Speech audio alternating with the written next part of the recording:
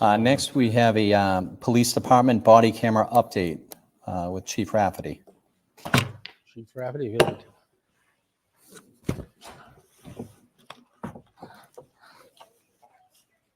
Good afternoon. So good evening. Thanks for placing me on the agenda to come before you to discuss a few questions, concerns, and points that came up at the last select board meeting. Before I begin, I just wanted to let the residents of this community know that I'm always available to answer any questions you might have about the Canton Police Department. You can reach out to me at hrafferty@town.canton.ma.us. So first off, let's tackle the question one of the speakers had in relation to body cameras. In October of 2022, the town and the police unions reached an agreement on a body camera policy to be utilized. From the moment the contract was signed, body cameras were planned to be included in the department's FY25 capital budget requests. Obviously, this venture will have to go in front of the Finance Committee, capital outlay, and if supported, would make its way to town meeting in May of 2024 for residents to vote upon. If the town meeting body were to approve, that would mean we could have body cameras beginning as early as fall 2024, barring no unforeseen circumstances such as any supply chain delays. However, it's important to note that the purchase of the body cameras themselves are not the fiscal hurdle we have to jump over. The storage of the data is. It is an annual cost that many voters may consider cost prohibitive, and a huge part of the reason that a lot of cities and towns do not yet have them. The estimate for the startup of this program will cost between $150,000 and $200,000 the first year. Those monies would be used to purchase cameras for each individual officer and replace the cameras we have in our cruisers. Although working, the cruiser cameras are no longer supported by the manufacturer because mainly the excessive amount of time we have had them in contrast with the technological changes that occur so quickly. We're continuing conversations with Motorola and reaching out to Axon, two of the premier companies that are manufacturers of these items, to get quotes to support the capital request. We need to research what the different paths we can go down are, such as if the company should be the host for our storage and all the particulars that go with that choice versus hosting it within the town itself. We're hoping to have a trial period with both companies in the new year, whereby we would utilize the same couple of offices to test the product. We anticipate that that should be at no cost. The goal of that is obviously to see which product works best and meets the needs of the town overall. What I can offer is the storage fee for having the body cameras will most likely be in the range of $75,000 to $100,000 annually. We plan on trying to identify state and or federal funds and grants that can possibly help us to alleviate the costs. However, the noted figure is the estimated cost to taxpayers every year, without taking into consideration the annual incremental increases the chosen company will most likely charge. I know and truly understand the frustration by some citizens that we are not currently wearing them. However, Canton is actually a lot further on in the process than other communities. At the present time, cities like Cambridge, Brookline, and Quincy are in the same exploratory phase as us. Norwood, Westwood, and Stoughton still are not wearing them. Randolph just implemented them, and Foxborough is a month away from having them on their offices.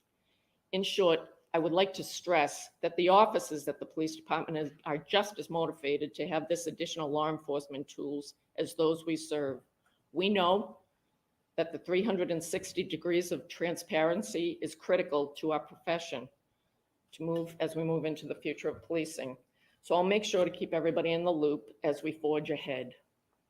The second item I'd like to touch upon is the comments made regarding the amendment of the administrative code of the select board.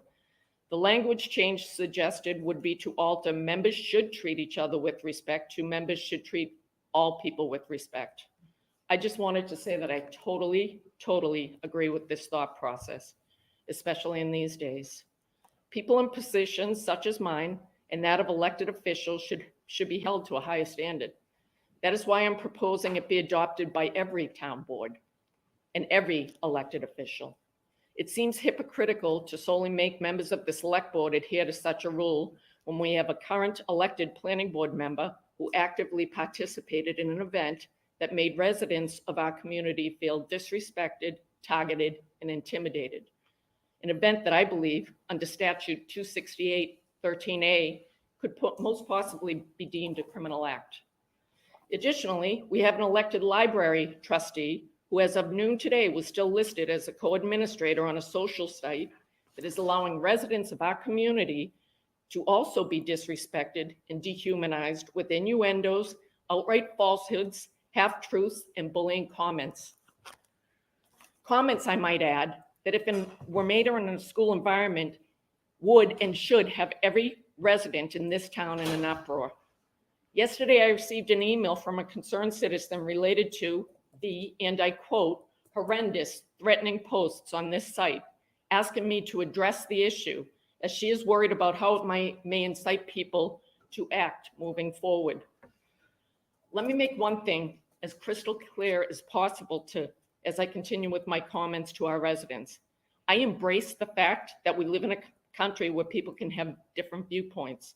I respect everyone's right to voice those viewpoints under the First Amendment. I can appreciate that some people have questions on the O'Keefe case based on the limited information they have seen thus far. However, what I cannot accept is witnesses. Let me repeat that. Witnesses. These are residents who have not been charged with any crimes, being bullied in their homes, at their children's games, or on vacation, all under the guise of the First Amendment. This is a really slippery slope that, if allowed to continue, will cause a rapid decline in the amount of people who would ever step forward to be a witness in a case, and quite possibly the slow erosion of the criminal justice system. Conversely, as one of the judicial system, Conversely, as one of the many people responsible for the safety and well-being of people in this community, I will not tolerate any persons in this town actively participating in actions that place those on the other side of this debate in fear by throwing objects from moving vehicles or any other similarly aggressive actions. What's happening to our community? Where's the civility during times of opposing viewpoints? Excuse me. Could we have a point of order? She's speaking, please. In my initial and only statement about this case thus far, I used the word sensational. When you Google that word, the first definition to pop up is causing great interest. Ironically, the example used in the definition is a sensational murder trial. My statement expressly asked for people to sit back and wait for all sides to be presented. How Aidan Kearney, aka Turtle Boy, manipulated my message was certainly not how it was intended. However, as with many things in this case thus far, Aidan Kearney has shown that his perception is not the reality of the situation. And here's a few examples. Aidan Kearney falsely reported that one of my children dates the daughter of Jennifer McCabe. My children have never, ever met any of the McCabe children. Responsible journalists would have fact-checked that. It's such easy information to confirm. And still, to my knowledge, that has not been retracted. Nowhere has Aidan Kearney stated, hey folks, mea culpa. Why? Perhaps because it would bring into question the veracity of his many other allegations and theories. Aidan Kearney has also insinuated the slanderous allegation that I had an inappropriate relationship with Chief Berkowitz, and as a result, he appointed me to my current position. Notwithstanding the fact that Kenny Berkowitz is not the appointing authority for this town, I can only hope that such a statement outrages every woman in this community, for we fought hard against these abhorrent, defamatory stereotypes for decades. In the days leading up to his rolling rally, Aidan Kearney reported to everyone that Jennifer McCabe had fled to Maine to avoid his event. Again, he was disingenuous. Jennifer McCabe was in fact home when he and 75 to 80 people in 40 to 50 cars pulled up in front of her home with the bullhorn. She was inside with her husband and two of her 4 children. She watched this group of both residents and strangers converge on her home. Can you imagine the terror she must have felt for the safety of her children based on the state of the world today? Again, this is a witness in a case. Additionally, I know it's been circulated that John O'Keefe had conversations with Canton police detectives related to drug activity in that neighborhood. Well, I'm here to confirm that. He absolutely did. He reached out to the detective unit directly. However, none, and let me repeat that, none of his well-documented correspondence with us included anyone alleged by Aidan Kearney to be involved in this case. The point I'm trying to underscore with these statements, with the examples that I put forth as well, is the same one I was trying to make in my initial statement. Take information in and verify it. Be patient while all aspects of the case unfold. This system is painfully slow, and it should be, as the gravity of its process holds the liberty of someone in its midst. Follow the actual trial. Listen to all the information. Let the courtroom be the forum where both sides get to present their case in full. Then make your own informed decision, whatever that's going to be. I know that mistrust for the Canton Police Department has taken root around this case. Based on the feedback that I and officers have received, I'm not sure that it is nearly as widespread as portrayed by one of the speakers at the last meeting. However, I do acknowledge that it is there, and I hear you. I believe the first step in bridging that trust gap is effective and healthy communication. I'm also open to discussing ideas that residents believe will help build that fractured trust amongst those experiencing it. So let me reiterate, I am willing to meet with any Canton resident one-on-one, wherever in town you would feel most comfortable, so that we can have a dialogue where you can ask questions and you can get a sense of who I am and what I stand for as the leader of the Canton Police Department. And finally, as I close, and I am so grateful that these final words I have will be memorialized on camera. No matter what the jury decides in the O'Keefe case, I will always be able to look in any mirror I pass. My children will always be able to view me as a person of integrity, and I will always be able to look the O'Keefe family members in their eyes, because there is absolutely no evidence of a cover-up in the tragic death of John O'Keefe. Thank you for your time. You know where to find me.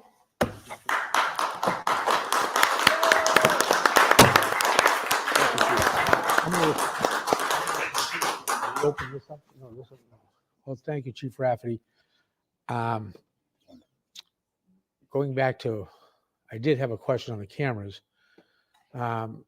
Is there any way? Chief, yeah, sorry. Oh, I'm sorry, we could do this like we do with the a regional type thing, where some of these towns that are not in the system now, that we could get, like I said, regionalized to cut down the, Purchase? not to purchase the cameras. I understand that's a small portion of it, but the storage for this, to regionalize a central database that could. That's something I can ask the Is there- companies. In talking to Lewis, we didn't really discuss that, but that's absolutely something we can So look we're into. going to keep the I mean, price we down. can get it so. cheaper and benefits the town, absolutely. Okay, thank you very much, Chief.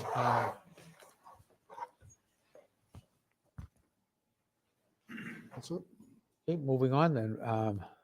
Comments? No? Mr. Dooley?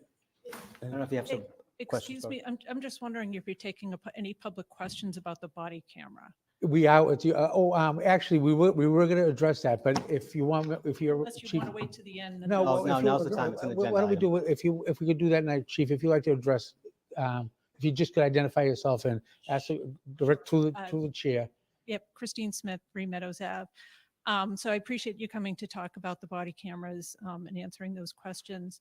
When we're, I don't know if this is a question for you or for the board, but when we're talking about funding, we have the other issue with the license plate readers, and I believe it's forfeiture funds that are being used for that. I know there's various mitigation funds out there the select board chooses to use for other matters. Is there some reason why those couldn't be used to start up that, or why not use the forfeiture funds for that instead of the license plate readers? We But don't have enough to sustain. Just- moving forward. I We know don't have enough sustain by to payment going- right now. I know it's not sustainable for an annual operating thing. I kind of meant to start it until it got to town meeting. That's all. I can look into that, but we don't have enough right now. Okay. Hopefully, the federal government is a little slow on getting the forfeiture funds back to us when they close a case. We do have some money in the chute, but it's not in the It's not. account right now Okay. for us to be able to spend it. But I definitely we'll get back to you on that. All right. Get Thank a you. deadline date that it might be in the chute. And just one other quick question. If I have a comment about the license plate readers, would you prefer that at the end in the public comment? While you're up, go ahead. Just, yeah. Yeah, okay. Can I just confirm, Christine, you're talking the flock cameras we just put in? Yeah, I know, I'm Okay, probably not because using, license plate readers are, thank you. I realized I probably wasn't using no, the that's, correct believe term. me, it's a lot of technology. And the reason I have a question is that it was covered in the Canton Citizen last week. There was an article I about was it. on And it just vacation, raised. so I have not yet. That's seen it. okay.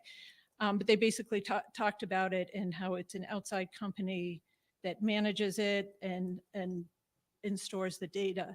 And there was talk about who has, in the Citizen column, or the Citizen article rather, it mentioned who has access to that data. And that's kind of one of my concerns, that the company has access to the data, but also there would be 6 investigators within Canton Police who would have access to that data. And my main question is surrounding what safeguards would be in place surrounding the use of that data. There have been leaks on social media, again, that appear to have leaked someone's private health information. You mentioned yourself, a lot of people have some concerns about the police. And so I think the question I have is around the data from those readers. How can we be sure what safeguards are in place? How can we be sure that it's not going to be used for some other purpose? Well, I can get the flock representative to reach out to you personally. Yeah, if you, it's to not answer so those much questions, but I know where you're going. It's Okay. kind of like the evidence room is limited. Who can go into it for different reasons as Right. well. But the flock camera footage is stored with the flock company. That's what we're trying to decide what we want to do in terms of the body camera. So they would have, I would assume, much like Lewis can access who went into our reports, who went into the flock camera system, and that company would be able to do the exact same thing. Okay, so I guess it's more, So I guess there's a third party that has eyes on this. if that right, so makes- it's more, I'll stop because you have other matters on your agenda. It is more for the select board, then I think there should be some overall policy of safeguards as to who can access it, who knows who's accessing, and what they can do with it, because I do have some. Well, I know who's accessing it in the Canton Police, but I don't know. Some sort Point, of at the overview or. flock company, I don't know the names. Yeah, of I'm the more people that concerned have about access. locally because of things I have seen that appear to have been the release of somebody's private health information. Well, wait a second, I'm gonna have to That's stop you there. I'm gonna have to that's stop you right there, unrelated, please. right? So Okay. that's why I'm looking for, talking about Okay. some We can get overview together. guidelines. Meet up with him, we can talk about it. Anybody else? Anybody else have a question for the chief? I just wanted a clarification on a question, one of your answers to her question. So she was asking, how So, is it that Tom, we have the funds to name and expand the address. license plate Yeah. reader? Excuse me, not to interrupt you. I just need your name and address for the Of course. record. If you- Kathleen Howley, 43 Sherman Avenue. I think she was asking, how do we have the fund? I know the forfeiture funds, so they're already in place to expand the license plate readers. So that's which, law-abiding citizens don't mind being surveilled. Why can't we take the funds that are already available for that and instead So get the body cam program started with the funds already in place? Fair question. The flock cameras cost $25,000 because there's only 4 of them, and the storage is with the company. That's it, $25,000. To start up the body cameras, to purchase them, because we also at the same time have to purchase the new cruiser thing, so everything's talking to each other, is $200,000 to start up, to get the camera for every officer. So I would, if I 1 megabucks just to get body cameras on everybody, I would pay it, but we just right now don't have those funds.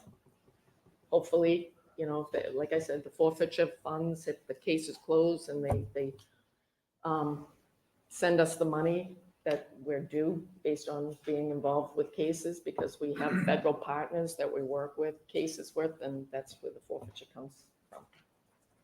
Am I making myself clear? Does Yes. anybody have, okay. Do you want to talk Thank you. about the, Thank just you, chief. worst case scenario was the capital process that you're going to put it in for that? Yeah, so the worst case scenario, well, Randy could probably speak better to this, the finance director, but like I'm hoping to have body cameras on everybody by, like, if we get funds July 1st, I will order them because I know I have the money there and we'll move forward. And at the very least, I know each of these companies is gonna, they're vying against each other, so they're gonna give us pilot programs for offices. So in January, hopefully they will be on a couple of offices in the town that we can test them.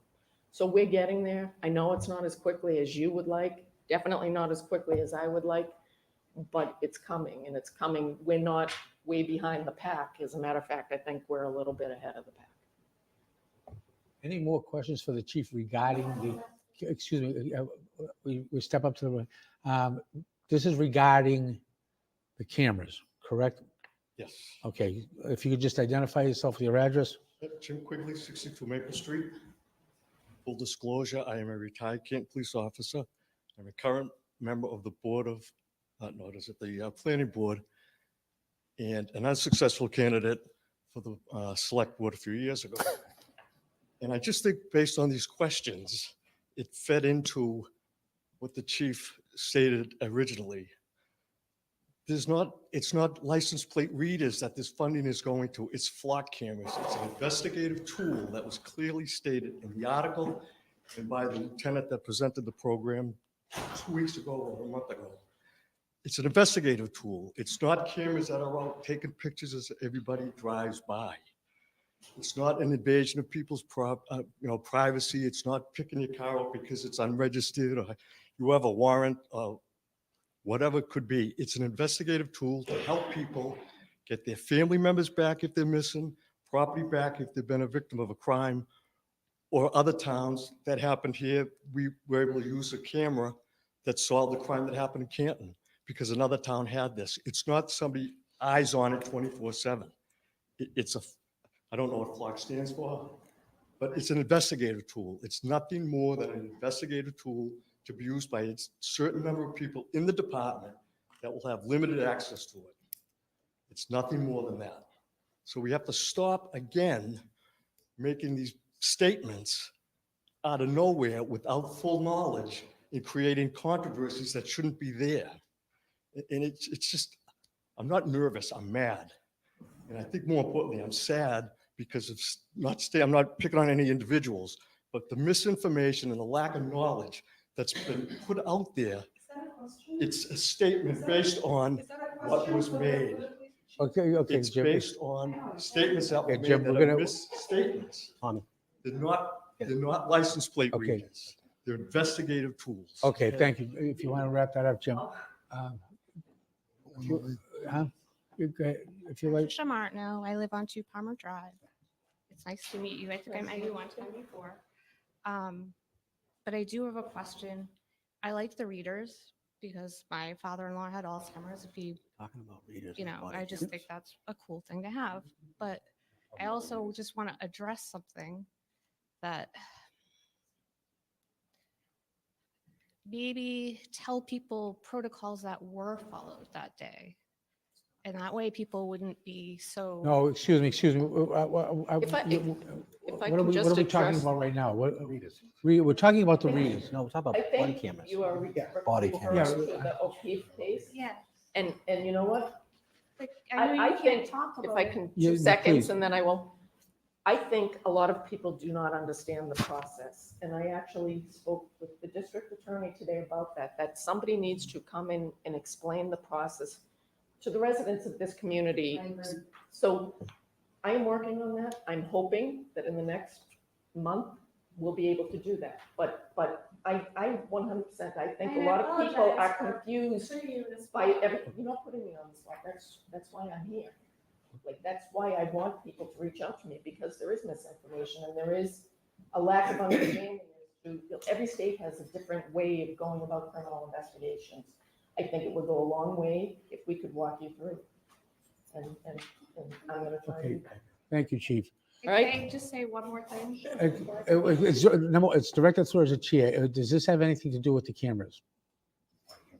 Oh, that we're talking about this, Okay, forget it. yeah. But I'm not going to be mean. Email me. No. I don't need I to. just- We'll have a we just- call. Well, it's just like some people are getting a lot of threats. I mean, it could be either or, but It's On just both sides. concerning. On both sides, and I Okay, we're 100% gonna- agree with that, hence my statements. Okay. All right, thank you very much for your comments. Well, okay, excuse me? Will the chief be here again when we ask questions? Well, you're gonna, we have someone at the microphone right now, so. if you Hi, could bring it- yeah, I'm Kristen Fellini. I live in Canton. I had a question about, since I'm assuming we don't have body cams. We definitely When don't Canton right now. police are investigating major crimes, do they typically not, so if they're not having body cameras, they don't tape record interviews with Mostly, witnesses? in the life that we are living in today, as you've seen 4 phones out right now, most people are recording us. But do we record? Yeah, we. No, I mean, if you're a witness or a suspect in a case, do you guys tape record, video record, or We have, make if notes? we're, the Canton police are investigating, we have an interview room with recording. Oh, so that's typical how you would, If they come into the police station, yes. If it's on site, we do not have recording capabilities right now, which is what will be great with body cameras. We'll be able to record on site. I mean, we have our phones, so, as everybody else Okay, in the world everything does, but through the chair, please. Everything goes through the chair, please. If you have any Oh. questions. okay, well, that was it about Okay. the, All right, thank you. about the body cam. again, email me. I will meet you. We can talk about it. All right. Chief, the cameras we're talking about, the ones that newly installed, these, what do they call it? The flock cameras, Block camera. How, these are newly installed, correct? yeah, they're not all installed yet, but they are. Can I make a quick comment without crossing the line or something? What it was is I was informed that one of these cameras picked up something that's on an ongoing investigation that was sent to the Canton Police that was for the safety of the Canton citizens and the Canton Police Department. And that's really all I can comment on at this time, because from what it's an ongoing investigation, but that they've already proved. By another agency. Yeah, by another agency. So, like, again, as Mr. Quigley said, it's an investigative tool, and it's already proven to be beneficial for the town. I believe so. Okay, so if we can just move on to the, I'm going to ask you a favor. Does this have to do with the cameras? Does it have to do with Or the what we were cameras? talking It about, does the not body have to cam? do- It has to do with the select board. Okay, well, that's going to wait for the comment section. And I'd like to ask the chief, if she's staying at the end, I'd like to ask the chief my question. So we'll wait till the comment Okay, section on that. she's okay? staying to the end. But, That's exactly, that, you gotta remember, we're gonna read a statement before the comment, that. Oh. All right. I'll stay. I don't wanna, I don't wanna I'll stay if shut that anybody down at means- this point, but we have a full agenda here, so if some of these comments can wait till the comment, section of the comment. It's not a question and answer. Yeah. Yeah, so- it's not yeah, exactly, we're gonna read that statement again then, before the comment section. So through you, Mr. Theodore, the chief has made it very clear that she is open. She has her email. If you have a question specifically for the chief, you're welcome to email her. Public comment, because it is not on the agenda, is not a question and answer. It is something that we simply take under advisement and address at a future meeting. So if you're asking for the chief to stay so you can ask her a question, public comment is not the appropriate time for that. I can step outside with you. I would appreciate that. We'll definitely do that. We good? Okay, so- Anybody else? Anybody else? All right, we're gonna move on then, just get through this agenda. Next on the agenda, Mr. Loughran. Next, we have the executive summary from the St. Gerard Reuse Committee. We have the vice chair.